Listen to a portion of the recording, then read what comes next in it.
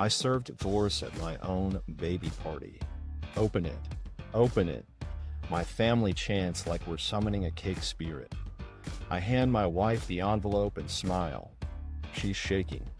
My lawyer nods from the back, blending in with the balloon garland like a well-dressed threat. I already know the gender.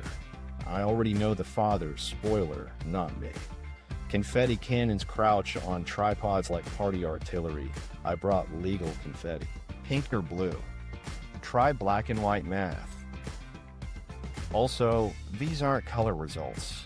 They're divorce papers. My cousin whispers, "You sure?" I say positive in the way calculators are.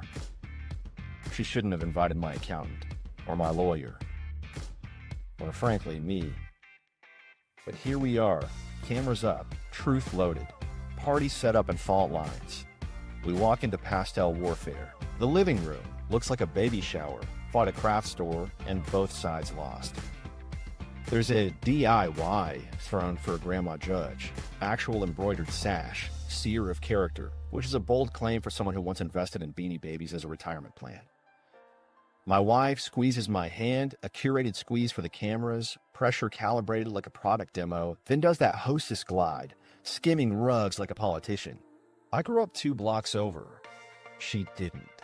We met because my cousin forgot her wallet at a taco truck and my wife loaned us $10 with a smile that signed a short-term loan on my common sense. She liked plans, mood boards, and the idea of family, capital F, trademark pending. I liked her laughing with a mouthful of cilantro.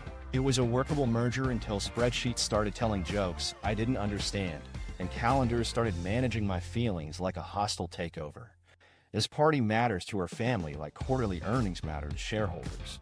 Her mother pinned a rule sheet to the fridge, no alcohol for her. Lots of opinions for me.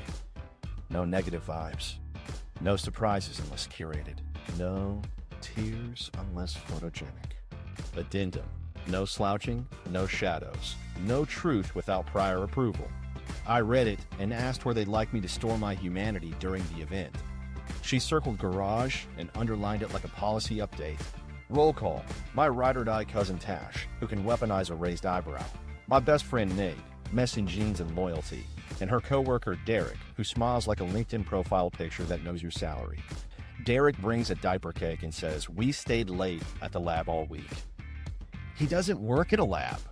He works in marketing, which is a lab if you're experimenting on truth. My wife dodges eye contact the way gym memberships dodge accountability. She's all curated affection, hand on my chest when cameras swing our way, phone face down with that guilty posture of a raccoon, pretending it wasn't in the trash.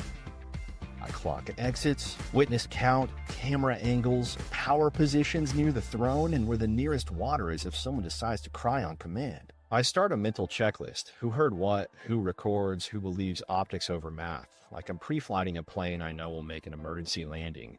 Add cadence of her phone, cadence of mine, syncs and delays. The optics here could host their own TED Talk. The honesty is somewhere under the couch cushions with the TV remote.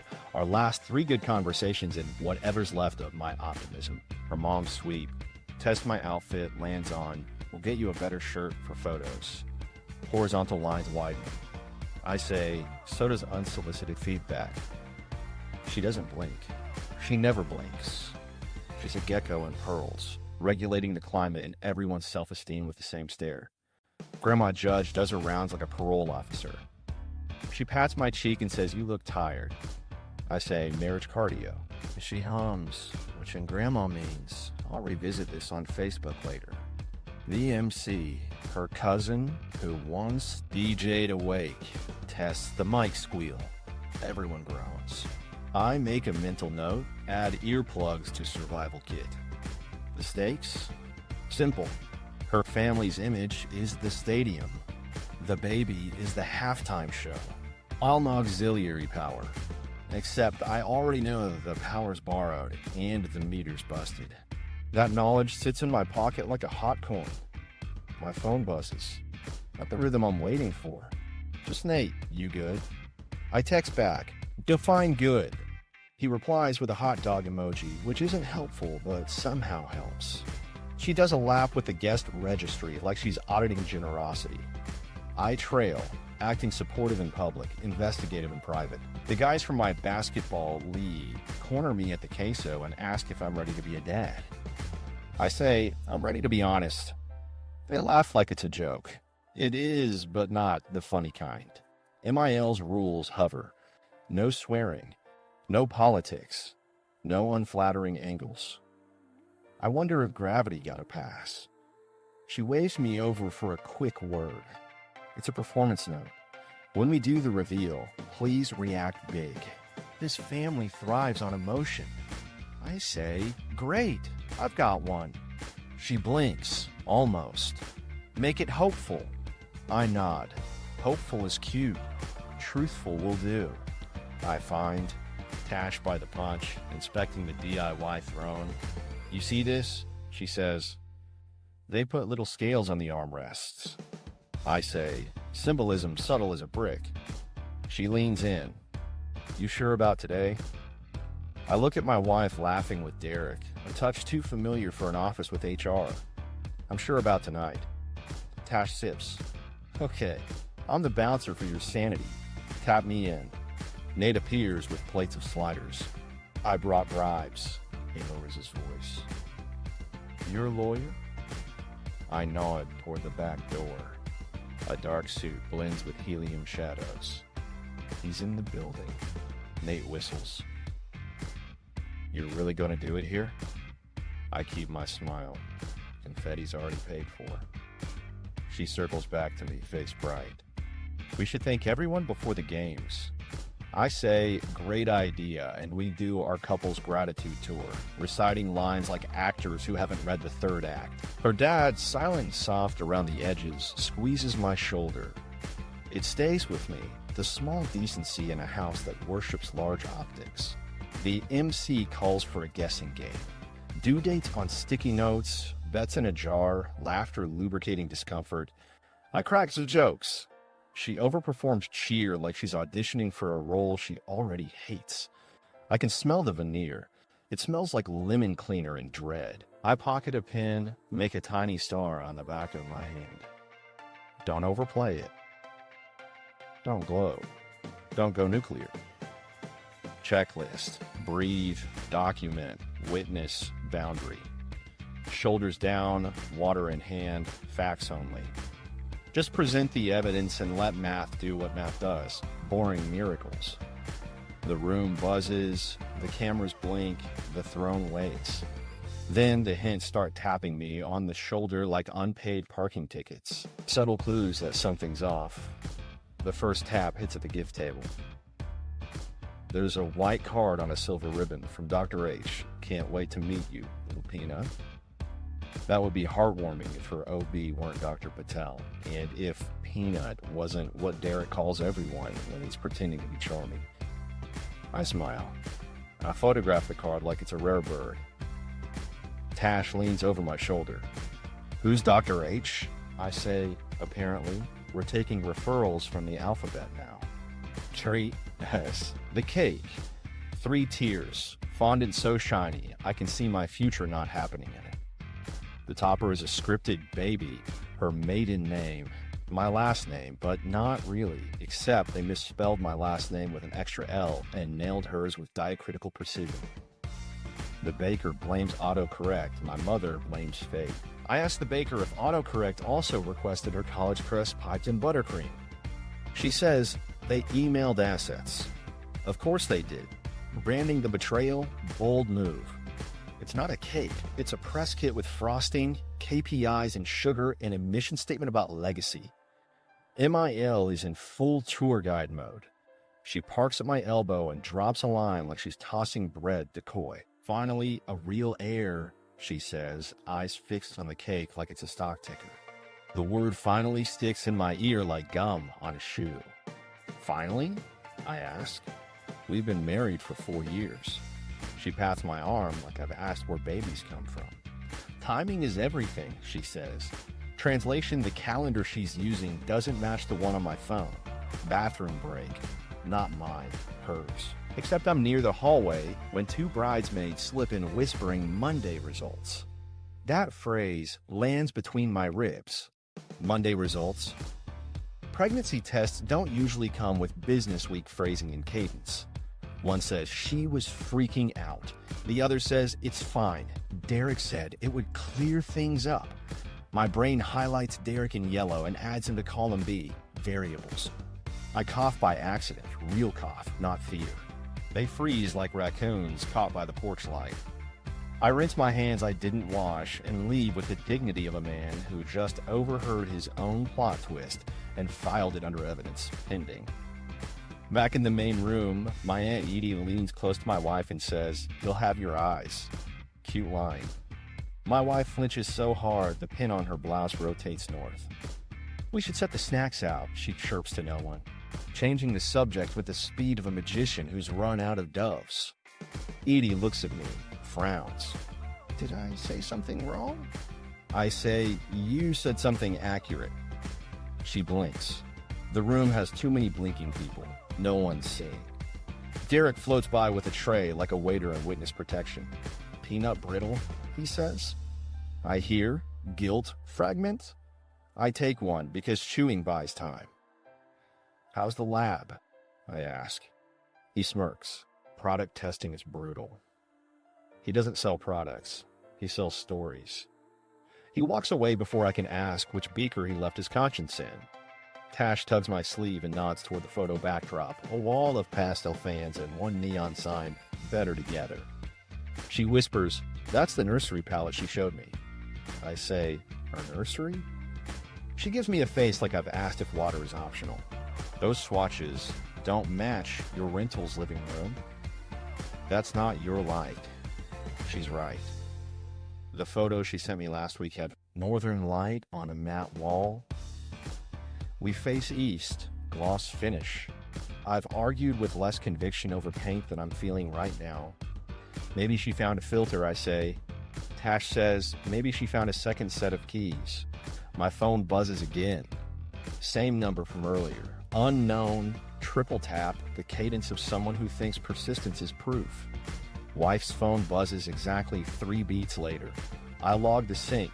Time, tone, face. Add micro freeze. Inhale length. I flick left. She glances. Face goes blank. Slides the phone under a napkin like it's a misbehaving toddler. I say, "Everything okay?" She smiles. Teeth. No eyes. Catering. Our caterer is standing 10 feet away, chewing a carrot like a witness. The MC corrals people for a game. Guess the baby's birthday. Someone yells, "Tax season!" Everyone laughs except me and the IRS. I write down a date that's physically impossible given the math I'm doing in my head. It's petty. It's also data. Wife peeks at my card, frowns. "That's too soon." I say, "Is it?" She blinks again. The ceiling fan starts to look like a lie detector. Her dad materializes near the punch like a ghost with good timing. "You holding up, son?" he asks. He rarely calls me son. When he does, it's to apologize in advance for something he won't stop. "I'm good," I lie. He stares at the cake. "Your name's wrong," he says quietly. I told him. They wouldn't change it. He rubs his ring finger like it's a worry stone, then drifts away, leaving a small cloud of decency behind him. Mill climbs a chair for a mini toast, plastic flute held like a gavel. "To legacy," she says. "To continuing what we built." She never says family when business will do. People cheer because cheering is cheaper than thinking. I clink my cup with Nate. He whispers, "You got the thing?" I tap my pocket. He exhales like a man who bet the mortgage on the weather. Another tap. My wife's friend Kara, the one who labels her spices and emotions. She hugs me too long for a friend and says she's just stressed. I say, "By which part?" Kara's eyes slide toward the hallway bathroom, then away like she's being coached by legal. "You know how she is." I do. That's the problem. The gift table grows a spine. Boxes stack into a pyramid of expectation. On top, a onesie that says Dad's Mini. The font is wrong. The joke is, too. Tash snaps a photo and mutters, "Exhibit C." I ask, what were A and B? She says, the card M to cake. Keep up, counsel. We passed the nursery mood board printed on foam like an IPO prospectus. There's a crib circled in red, a rocker circled twice, and a lamp that costs more than my first car. A post-it reads, delivery, June 3rd, ship to loft. Loft. We do not have a loft. We rent a 2-bedroom with a loud radiator and a landlord named Maybe Tomorrow. My tongue does a backflip. Tash raises an eyebrow so high it needs oxygen. I wander to the coat room under pretense of finding my jacket and find my second hint. A messenger bag I don't recognize, monogrammed HD inside, a folder stamped with a private clinic's logo I do recognize from a late-night search, non-invasive prenatal paternity testing. There's a receipt. There's a date. There's a number. Chain of custody forms nested like smug dolls. I don't touch the papers. I don't need to. I take a breath so deep my ribs creak and text my lawyer one word, confirm. Back in the living room, my Aunt Edie waves me over to the couch where Grandma Judge has posted up. Grandma peels an orange with the gravity of a surgeon. You look like a man who read a spoiler, she says. I chuckle.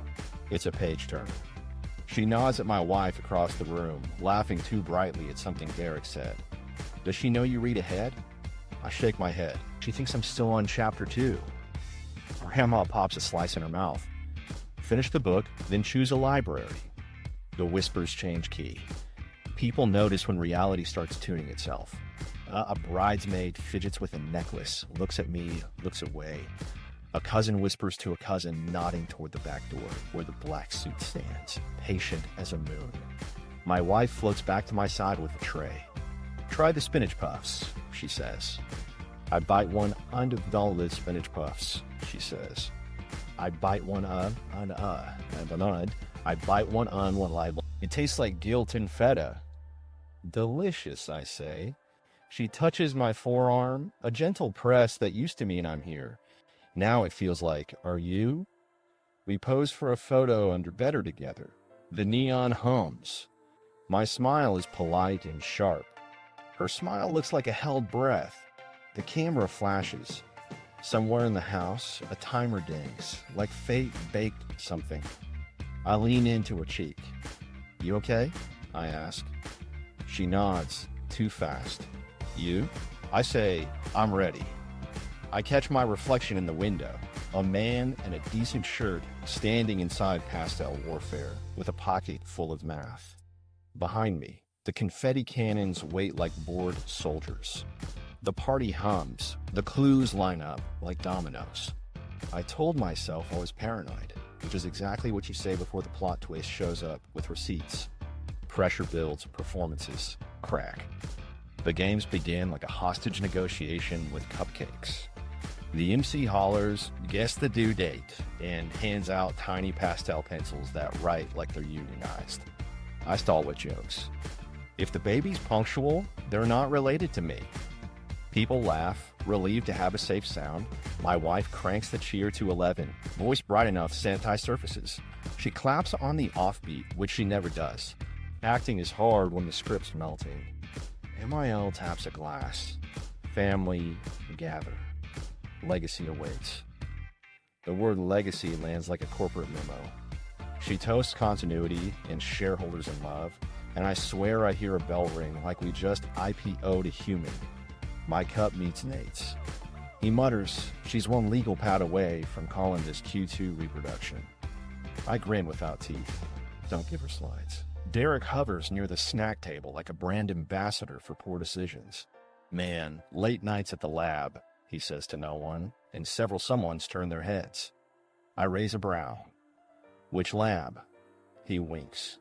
You know, I don't. He doesn't either. But the lie has a rhythm they've rehearsed. Kara winces behind him like the conscience they forgot to mute. My wife's phone buzzes. 3 taps, pause, 3 taps. The bat signal for secrets. Micro-panic flashes across her face, gone in a blink, but not from me. She slides the phone under a coaster like that's how coasters work. Everything okay? I asked, casual as a cat. Just the caterer, she says, while the caterer counts forks behind us, aggressively unbothered. I breathe through it. Internal vow, no scenes unless truth is locked. Control the narrative, control the noise. I can feel the envelope in my jacket like a second heartbeat. I text my lawyer, 5 minutes. He replies with a thumbs up, the most comforting emoji I've seen all year. The MC ushers us into baby traits bingo. Squares labeled dimples, hair, attitude. Grandma Judge plants a sticker on attitude and says, insurance policy. I call out, who's got MIL forgets boundaries? A cousin laughs, cuts it off short when Mill swings her laser pointer eyes. My wife nudges my ribs, a public nudge, the kind that says not now, not never, not here. I nod. Not here is adorable. We're minutes from here. Mill raises her voice for another toast because one wasn't enough. To strong roots and stronger branches, she says, eyes grazing me like I'm a decorative fern. To men who step up. I feel the room tilt, a slow slide towards something with edges. Tash whispers, she's daring you. I say, she can collect her prize at the counter. Across the room, Derek slips to the hallway. Kara follows, whispers sharp as glass. She gestures toward my wife, toward me, toward the ceiling like God's involved and irritated. They reemerge, smiling the way toddlers smile after drawing on a wall. My wife pops to my side with a tray of fruit. Watermelon? She chirps. I bite one. It tastes like July and performance anxiety. The MC shouts, lightning round. Couples trivia, because nothing cements a relationship like public quizzing. Where did you first say I love you? He asks. I answer, in a parking lot with bad lighting. She answers, on the couch during a thunderstorm. We grin at the difference like it's cute. Tash marks a tally on her mental board. Mismatched memories, 1. Another buzz, her phone, then mine. Unknown number. Are you ready? I don't answer. I don't need to. The answer is baked into the floorboards. My wife's eyes flicker to the back door where the black suit stands in helium shadow. She doesn't clock him as mine. She clocks him as not hers. Same result. Nate sidles up, slips a napkin into my hand like it's contraband. Inside. Breathe. Shoulders down. Finish your water. I smirk. Did you pack me a lunch too? He whispers. It's in the car, next to the spare dignity. I drink. I lower my shoulders. I catalog exits, witnesses, cameras. I'm building a cathedral of calm from IKEA parts. MIL corrals the elders for a photo that looks like a hostile takeover in pearls. She positions me at the edge, her daughter centered, Derek accidentally in frame until Tash physically swaps him with a potted fern. Better foliage, she says. Derek laughs too loud. My wife's smile wobbles. The room's oxygen changes flavor. I catch a bridesmaid, Lev, with guilt fogging her eyes. She won't meet my gaze, then does, abrupt like a sneeze. She mouths, I'm sorry, then shakes her head a fraction, a no that means more like I can't. I file it where I keep all the almost truths. The MC claps. Final game, before the big moment. Advice for the parents. Pins appear. Cards fill. Sleep when the baby sleeps. Date nights matter. Don't let your mother-in-law move in. That one's from my mother, signed with a smiley face that carries a knife. I write, tell the truth early. It grows only grows. AmIWrongHere. It grows the truth early. It grows My wife reads a card aloud, hands trembling like poor Wi-Fi. Communication is key, she says. Mill applauds like she invented it. My wife's eyes skim mine, then slide away. Index, finding the same invisible splinter on her thumb it's found all week. She's unraveling her sweater, one tug at a time, and doesn't know I can see the pile of yarn. The balloon guy, yes we have one, wheels in a silver cart like a magician rolling a lion. A giant opaque balloon sits like a moon, flanked by 2 confetti cannons in truce white. Ready for the reveal, he calls, cheerful, oblivious? And fate, smug as ever, says absolutely. I step forward, mic borrowed from the MC with a thank you smile. Before we pop anything, I say, quick thanks. The room turns, attention like heat. Thank you for showing up for us, for the little one, for family. We planned a small twist on tradition, just to try something radical. MIL tilts her head, suspicion sniffing around the edges.